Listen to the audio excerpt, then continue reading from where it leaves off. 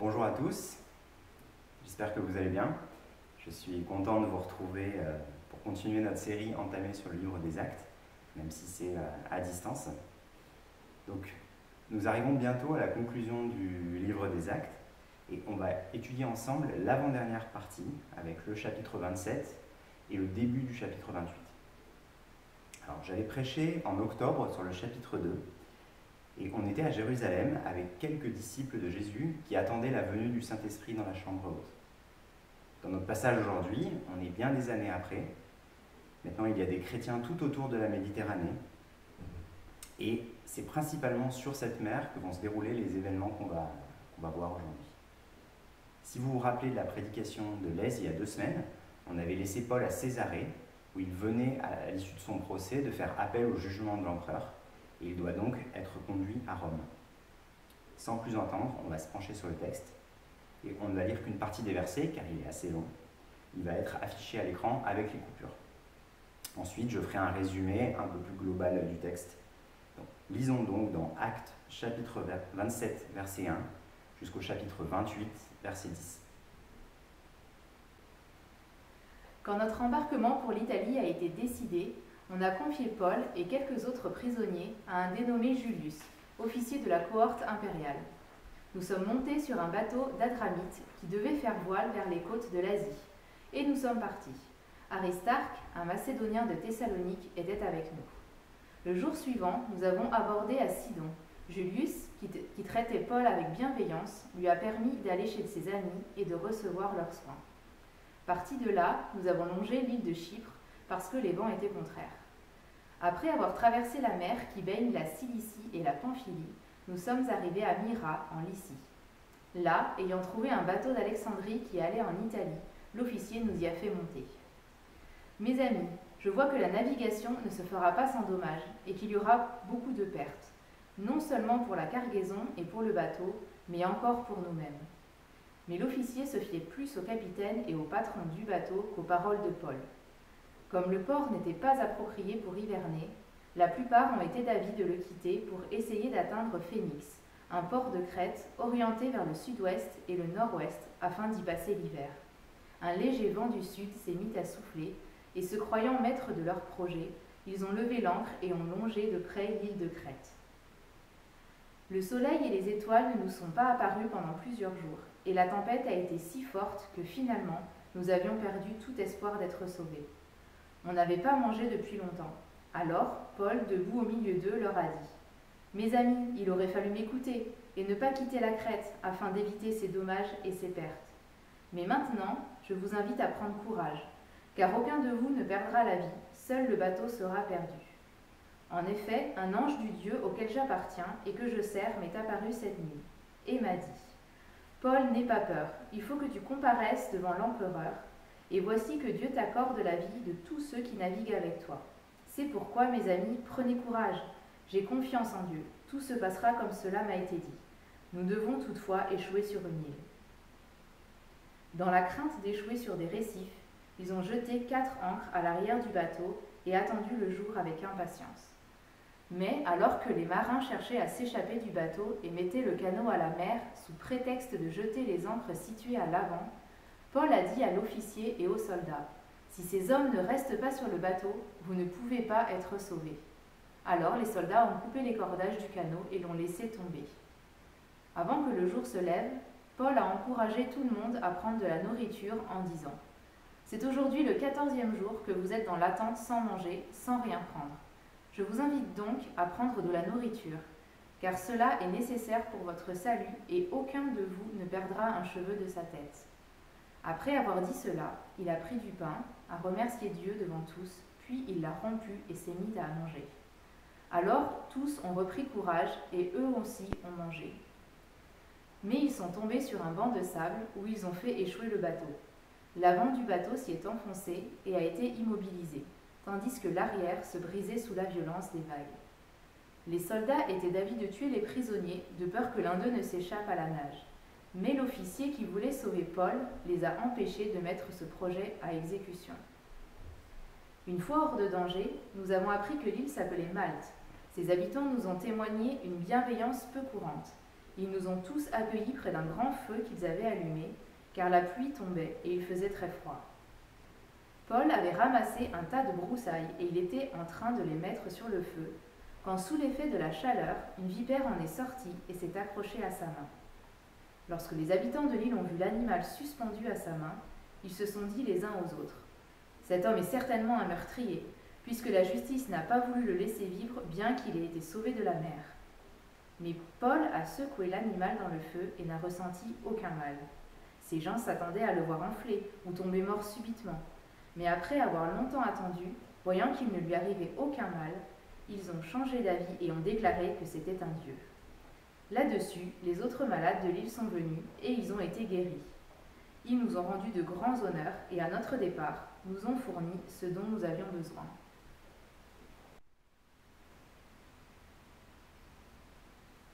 À la lecture de ce texte, on se rend compte qu'il s'agit surtout d'un compte-rendu d'événements. Il y a peu de discours de Paul, et à première vue, on pourrait se demander ce qu'on peut retirer comme enseignement valable pour nos vies aujourd'hui. Même s'il y a quelque chose à en retirer, et on va le voir par la suite, c'est peut-être pas la meilleure question à se poser lorsqu'on aborde le texte. Un point essentiel à avoir en tête lorsqu'on lit un texte biblique, c'est qu'il n'a pas été écrit premièrement pour nous, les chrétiens du XXIe siècle, mais à un destinataire. Même si bien sûr la Bible nous parle aujourd'hui. Du coup, pourquoi Luc, l'auteur des Actes des Apôtres, a écrit ce texte? La réponse, elle se trouve dans les premiers versets de l'évangile de Luc, car l'évangile ainsi que les Actes sont les deux volumes d'une même œuvre. Voici ce que dit Luc dans son évangile au chapitre 1 des versets 1 à 4. Plusieurs ont entrepris de composer un récit des événements qui se sont accomplis parmi nous, d'après ce que nous ont transmis ceux qui ont été des témoins oculaires dès le commencement et qui sont devenus des serviteurs de la parole. Il m'a donc paru bon à moi aussi, qui me suis soigneusement informé sur toutes ces choses dès l'origine, de te les exposer par écrit d'une manière suivie, excellent Théophile, afin que tu reconnaisses la certitude des enseignements que tu as reçus. On trouve donc la réponse à notre question. Le but premier de l'évangile de Luc et des Actes des Apôtres, c'est de faire un récit précis des événements pour que Théophile, son destinataire, puisse reconnaître la certitude des enseignements qu'il a reçus. Et dans cette optique, le passage d'aujourd'hui, il est remarquable. Vous avez probablement compris pendant la lecture que Luc, il est présent aux côtés de Paul avec Aristarque. Et donc Luc, qui est un médecin, il fait un récit très détaillé des événements avec une rigueur scientifique. Et pour quelqu'un qui voudrait vérifier ce qui s'est passé, vérifier si c'est crédible, on a de quoi faire. Luc donne des détails très précis, par exemple des chiffres, comme le nombre exact de personnes sur le bateau, des lieux, on va jeter un œil à une carte juste après. Il donne des noms de personnes, comme par exemple Publius, le gouverneur romain de Malte, et ce sont des gens qui sont à des postes de responsabilité, et on a des preuves dans des sources en dehors de la Bible que ces gens étaient bien en poste à tel endroit et à cette époque. Et on a aussi des détails très techniques concernant la navigation, par exemple, les opérations que font les marins. Et enfin, on a des durées, en particulier concernant le voyage. Et là aussi, sans rentrer dans le détail, elles sont jugées tout à fait crédibles. Par exemple, en regardant le nombre de jours pendant lequel le bateau a dérivé en Méditerranée et la distance qu'il a pu parcourir. L'objectif initial de Luc, il est donc bien rempli. C'est donc un sujet d'encouragement pour nous. Ça nous aide pour défendre le message de l'Évangile. En voyant ça, on peut être certain que les récits du Nouveau Testament, ils sont crédibles dans les événements qu'ils racontent. Et pour aller un petit peu plus loin sur ce texte, je vous propose de procéder de cette façon. Tout d'abord, on va reprendre le récit en résumé, avec une carte sous les yeux, pour bien détailler ce qui se passe, parce qu'il y a beaucoup d'événements. Ensuite, on va regarder le récit en s'intéressant particulièrement à la souveraineté de Dieu tout au long des événements. Et enfin, on va s'intéresser à l'attitude de Paul, et en particulier aux qualités de leadership qu'il montre pendant tout ce qui se passe. Donc, maintenant qu'on a une carte sous les yeux, reprenons rapidement le récit pour y voir clair. Tout d'abord, si vous vous souvenez du passage précédent, du message de Lèse, à Césarée, Paul a fait appel au jugement de l'empereur. Il doit donc être conduit à Rome. Il est confié à la garde d'un officier romain qui s'appelle Julius. Ils partent de Césarée et font escale à Sidon, un peu plus de 100 km au nord. On voit déjà que l'officier romain fait étonnamment confiance à Paul. En plus de permettre qu'il voyage avec 2 compagnons, il peut aller chez des amis librement pendant l'escale. On est déjà plus dans de la liberté surveillée que dans un vrai emprisonnement. Le voyage reprend ensuite en longeant l'île de Chypre et l'équipe arrive à Myra, sur la côte turque actuelle. Là-bas, l'officier trouve un second bateau qui transporte du blé depuis l'Égypte jusqu'à Rome. Le voyage se poursuit avec les premières difficultés de navigation et le bateau fait escale au sud de l'île de Crète, à Beauport. Et là, il y a un choix qui doit être fait, parce que l'hiver approche et la navigation va devenir très difficile. Il y a débat et l'officier fait le choix d'écouter la majorité et les experts, entre guillemets, celui de reprendre la mer pour aller vers un port qui sera meilleur pour y passer l'hiver. Malgré les avertissements de Paul, qui l'avertit que ce n'est pas une bonne idée. Une fois en route, les difficultés commencent, un vent fort se lève et le bateau dérive pendant de nombreux jours. Pour essayer de le sauver, les marins tentent plusieurs choses. Ils abaissent les voiles, ils jettent du matériel à la mer, ils ceinturent le bateau de cordage. Mais tout ça n'améliore pas la situation et l'équipage est complètement perdu parce que la nuit, aucune étoile n'est visible et ils ne peuvent donc pas se repérer. C'est à ce moment que Paul prend la parole pour les encourager, en leur disant que même s'ils auraient mieux fait de l'écouter, ils ne seront pas perdus, car Dieu est aux commandes et les amènera à bon port. Tout ceci lui a été annoncé par un ange. Et effectivement, après plusieurs jours de dérive en mer, où l'équipage ne contrôle rien du tout, ils voient que la terre est proche. Ils prennent donc des dispositions, et là encore, Paul doit intervenir pour dissuader les marins de s'échapper par le canot de sauvetage, ce qui aurait causé une mort certaine. Et cette fois-ci, on note que l'officier l'écoute tout de suite. Paul prend une dernière fois la parole sur le bateau et encourage l'équipage en les rassurant sur leur sort, et ça a l'air de fonctionner. Le matin arrive et le bateau s'échoue sur un banc de sable en se fracassant. Les soldats, à ce moment-là, ils veulent tuer les prisonniers pour éviter qu'ils ne s'échappent. Parce que si les prisonniers s'échappent, les soldats romains auraient pu être châtiés. Et c'est Julius, l'officier romain, qui les dissuade de faire ça. Finalement, conformément à la promesse de l'ange, tout le monde est sain et sauf.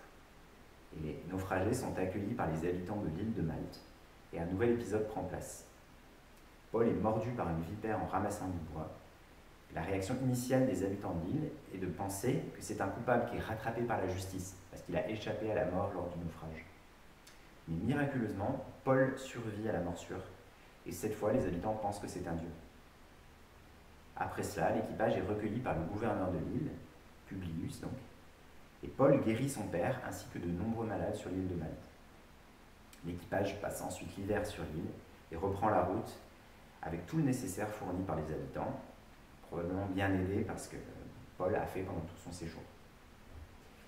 Voilà donc pour notre résumé express des événements. Et je vous propose maintenant qu'on examine ce texte en s'intéressant en particulier au thème de la souveraineté de Dieu pendant les événements. Et le passage qui résume le mieux cet aspect du récit, ce sont les versets 22 à 24. Mais maintenant, je vous invite à prendre courage, car aucun de vous ne perdra la vie. Seul le bateau sera perdu. En effet, un ange de Dieu auquel j'appartiens et que je sers m'est apparu cette nuit et m'a dit « Paul, n'aie pas peur, il faut que tu comparaisses devant l'empereur. Et voici que Dieu t'accorde la vie de tous ceux qui naviguent avec toi. » Du début à la fin de la lecture, on voit que Dieu est aux commandes. Mais tout d'abord, si on fait une sorte de zoom arrière dans le livre des Actes, on se rend compte qu'il est crucial que Paul arrive à Rome pour comparaître devant l'empereur. Alors, pourquoi ça? La réponse à cette question, elle se trouve dans les toutes dernières paroles de Jésus, qu'on peut lire au début du livre des Actes, chapitre 1, verset 8. « Mais vous recevrez une puissance lorsque le Saint-Esprit viendra sur vous, et vous serez mes témoins à Jérusalem, dans toute la Judée, dans la Samarie et jusqu'aux extrémités de la terre. » Ce verset, il est très important pour comprendre le livre des Actes.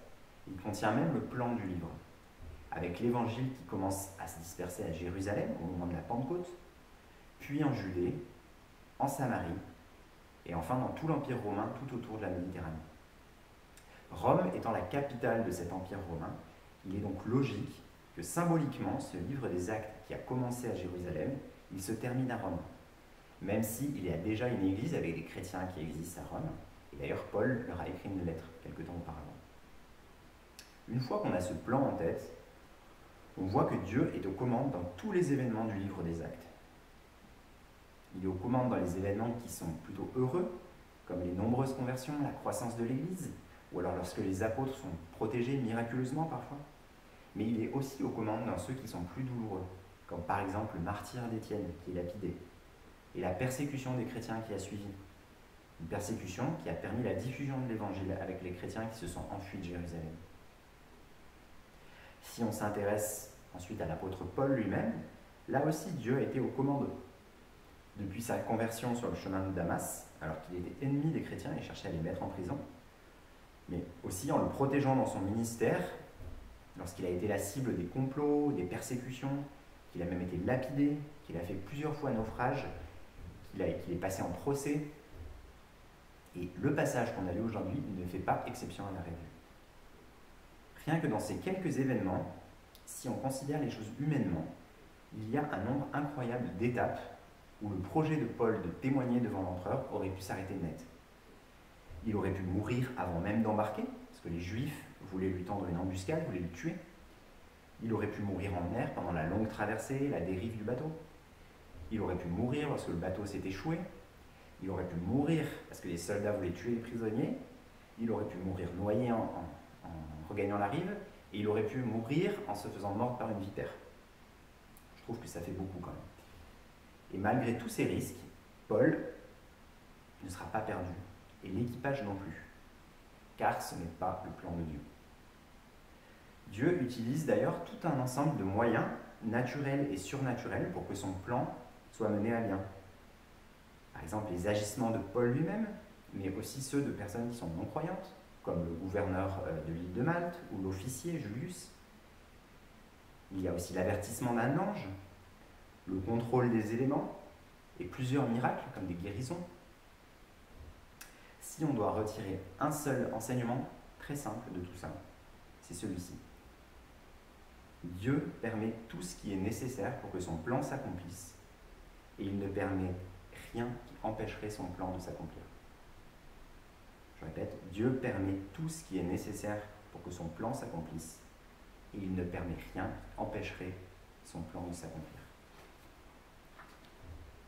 Je ne sais pas si c'est votre cas, mais cet enseignement qui est très basique, ça me fait du bien de l'entendre en ces temps troublés. Dieu, il est au contrôle. Il y a un verset assez connu qui illustre ça, dans Romains 8, 28. Du reste, nous savons que tout contribue au bien de ceux qui aiment Dieu, de ceux qui sont appelés conformément à son plan. Ce verset, qui est assez souvent mal compris, il ne signifie pas qu'il va arriver que des événements heureux aux disciples de Christ, mais plutôt que toute chose concourt à leur bien. Et ce bien, il faut le comprendre avec une vision biblique des choses.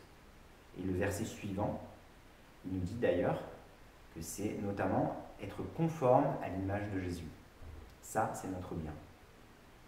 Pour Paul, Dieu avait décidé que son bien, c'était d'être un instrument entre ses mains pour la propagation de l'Évangile jusqu'à Rome.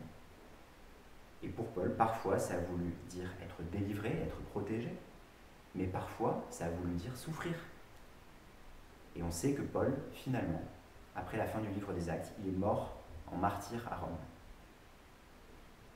Pour autant, dans la vie de Paul, comme dans la nôtre, rien n'échappe au contrôle de Dieu. Et c'est une certitude sur laquelle on peut s'appuyer. Comme Paul, même lorsque tout semble aller mal. Maintenant, au milieu de tous ces épisodes et ces différents personnages, je vous propose de faire un zoom sur le comportement de Paul lui-même et en particulier des grandes qualités de leadership qu'il montre, alors qu'il est prisonnier pourtant. Quand on connaît le personnage de Paul, on sait que c'est un leader. On sait qu'il dirigeait des équipes, qu'il fondait des églises. Donc on sait qu'il a ces qualités de leadership. Mais c'est intéressant de les voir dans un récit où on peut l'observer au milieu d'événements très compliqués. C'est peut-être même mieux de le voir dans au milieu de ces événements-là, plutôt que dans une épître où c'est lui qui parle. Du coup, je vous propose de regarder 5 caractéristiques du leadership de l'apôtre Paul pendant ce récit. La première caractéristique, c'est de voir d'où il tire son leadership. C'est peut-être le plus important. Le leadership de l'apôtre Paul, il lui vient de Dieu. Il peut se permettre d'être un moteur pour les autres parce qu'il s'inscrit justement dans la souveraineté de Dieu dont on a parlé. C'est pour cela que lorsqu'il fait son discours sur le bateau, il indique aux marins que ce qui va se passer, ça ne vient pas de lui. Ils ne vont pas être préservés grâce à lui, ils vont être préservés grâce à Dieu. D'ailleurs, c'est un ange qui lui a annoncé. Paul, c'est un leader qui ne cherche pas à attirer l'attention sur lui. Il ne cherche pas à dire « je suis plus intelligent, je suis meilleur que tout le monde, donc écoutez-moi ». Il montre clairement que c'est Dieu qui est aux commandes. Il cherche à ce que les gens regardent à Dieu. La deuxième caractéristique du leadership de l'apôtre Paul, c'est qu'il sait gagner la confiance des autres. Dès le début, l'officier romain, il lui donne une certaine liberté qui peut paraître surprenante, et ça montre qu'il fait confiance à Paul, qu'il a confiance que Paul ne va pas s'enfuir, ce qui serait très dommageable pour ce Julius, et qu'il ne va pas le rouler dans la farine. Julius, il va même personnellement intervenir pour empêcher les soldats romains de tuer les prisonniers, parce qu'il veut sauver la vie de Paul. Plus tard, Paul il va gagner la confiance des marins, à la fois par son attitude, par ses paroles et par ses actes. Un bon leader, il sait donc travailler pour gagner la confiance des gens, même dans des situations où ça semble mal parti. Au milieu d'un naufrage, avec des personnes qui n'ont aucune raison de faire confiance à un prisonnier. La troisième caractéristique du leadership de Paul, c'est qu'il fait preuve d'empathie. Tout d'abord, il prend à cœur la sécurité de l'équipage en intervenant à plusieurs reprises pour leur éviter de faire des bêtises, pour leur éviter de faire un naufrage, pour leur éviter de prendre le canot de sauvetage alors qu'ils se seraient noyés s'ils l'avaient fait, même aussi en leur conseillant de reprendre des forces à en manger, ce qui peut sembler tout bête. Et plus tard, il fait preuve d'empathie aussi envers les habitants de l'île de Malte, en guérissant un grand nombre de malades. Et ça permet aussi que cette équipe de 300 réfugiés, elle soit bien traitée et qu'elle puisse continuer son voyage. Et un bon leader, comme l'apôtre Paul, il se soucie des autres, et il ne se soucie pas seulement de lui. Une quatrième caractéristique, qui apparaît un peu entre les lignes, il faut un peu chercher, mais c'est assez intéressant, c'est que Paul, il n'hésite pas à mettre la main à la pâte avec ses compagnons. Pendant la navigation, à plusieurs reprises, le texte il suggère que Paul, Aristarque et Luc, ils participent avec les marins aux différentes opérations de navigation pour sauvegarder le bateau. Et sur l'île de Malte, Paul il se fait mordre par un serpent alors qu'il est en train de ramasser du bois pour le feu. Ça peut sembler anecdotique, mais on voit que Paul il n'est pas dans une attitude où il reste en retrait pour toutes ses tâches et il se dit « Non, mais ça, c'est pas digne d'un apôtre, je ne vais pas m'abaisser à faire ça, à ramasser du bois. » Et enfin, la cinquième et dernière caractéristique du leadership de Paul, c'est qu'il sait encourager sans accabler les autres. Quand il prend la parole sur le bateau, il aurait très bien pu en rajouter sur le fait que les marins ne l'ont pas écouté. Ça, c'est une mauvaise tendance qui est très naturelle. Mais je vous l'avais bien dit qu'il ne fallait pas prendre la mer. Moi, ça m'arrive régulièrement, malheureusement. Au lieu de faire ça, il n'appuie pas là où ça fait mal et il parvient à encourager l'équipage dans une situation qui est désespérée. Il arrive à faire ça parce qu'il est lui-même convaincu de la souveraineté de Dieu sur la situation. Et il arrive à rassurer des non-croyants qui ne savent probablement même pas que Dieu existe. En plus, ils n'ont plus le contrôle du bateau, ils ne savent pas où ils vont, et ils n'ont aucune idée de ce qui va leur arriver. Et pourtant, ils reprennent courage. C'est aussi une des marques d'un leader biblique. Paul, il a les yeux fixés sur le but dans cette situation, d'ailleurs comme tout au long de son ministère, même quand c'était difficile. Et sa confiance en Dieu, elle devient contagieuse. Elle se répand autour de lui. Maintenant qu'on a vu ces 5 caractéristiques du leadership de Paul dans tous ces événements, à quoi ça peut bien nous servir concrètement? Et je vous propose 2 applications très simples. La première, c'est en tant qu'Église. En tant qu'Église, nous sommes amenés à avoir des personnes qui sont en situation de responsabilité. Il est utile d'avoir de bons exemples de leaders selon la Bible. Par exemple, l'apôtre Paul ou d'autres leaders dans l'histoire de l'Église. C'est très précieux d'avoir ces exemples-là pour savoir quelles qualités on doit rechercher chez des leaders et quelles qualités on doit encourager chez eux aussi. La deuxième application, elle est un peu plus personnelle. Chacun peut être amené à être en position de leader. Alors, probablement pas comme l'apôtre Paul, qui avait un rôle spécifique, et peut-être pas dans l'église locale non plus, mais par exemple dans notre famille, avec notre entourage, ça peut être le cas, on peut se retrouver dans une position de leader. Et je pense par exemple que la situation dans laquelle Paul est, avec autour de lui ces marins qui sont perdus, qui ne savent plus quoi faire, qui ont peur, c'est intéressant et on peut avoir un parallèle avec par exemple les parents qui sont amenés à rassurer leurs enfants, qui sont amenés à les encourager, qui sont amenés à leur montrer des choses qu'ils ne voient pas immédiatement. Alors, en conclusion, qu'est-ce qu'on peut retenir de ce passage très simplement? À la fin de ce récit, nous sommes presque arrivés à Rome, on touche au but. Et Rome, c'est symboliquement la conclusion du livre des Actes, mais pas la fin de l'histoire de l'Église, loin de là. L'histoire de l'Église, elle continue encore aujourd'hui avec nous. Et tout au long de ces récits, et même au milieu de la pire situation, avec un naufrage qui arrive, un emprisonnement et une morsure de serpent, Dieu reste entièrement aux commandes. Et ça, c'est encore vrai aujourd'hui. Et en sachant ça, je prie que l'exemple de Paul, qui garde les yeux fixés sur Dieu, sur le plan de Dieu, il puisse nous inspirer, il puisse m'inspirer. Et que comme Paul, ça puisse avoir un effet sur les gens qui nous entourent. Que notre confiance en Dieu, notre confiance dans le plan de Dieu, elle puisse être contagieuse. Je vais terminer en priant. Notre Dieu, je te remercie pour ce livre des Actes qui nous montre la diffusion, Seigneur, du message de l'Évangile dans les premiers temps de l'Église. Merci pour ces exemples de personnes. Merci pour l'œuvre qu'ils ont accomplie et pour ce qu'ils nous montrent encore aujourd'hui. Et merci, Seigneur, plus que tout, parce que nous voyons qu'au milieu d'un naufrage, avec l'apôtre Paul qui est prisonnier, comme aujourd'hui pour nous, tu es un Dieu souverain. Tu es un Dieu qui ne permet pas que se passe ce que tu n'as pas décidé, Seigneur. Tu es un Dieu qui a un plan pour chacun d'entre nous. Et nous savons que ce plan, il a pour but notre bien. Peut-être que nous ne savons pas exactement ce que c'est notre bien, mais toi, tu le sais, Seigneur. Et tu mets tout en œuvre pour que ton plan s'accomplisse. Et merci parce qu'on peut avoir une confiance aveugle dans cela. On peut garder les yeux fixés sur le but, même au milieu des difficultés, en sachant que c'est toi qui diriges et que tu as le dernier mot, Seigneur. Amen. Je vous remercie et je vous souhaite un bon dimanche.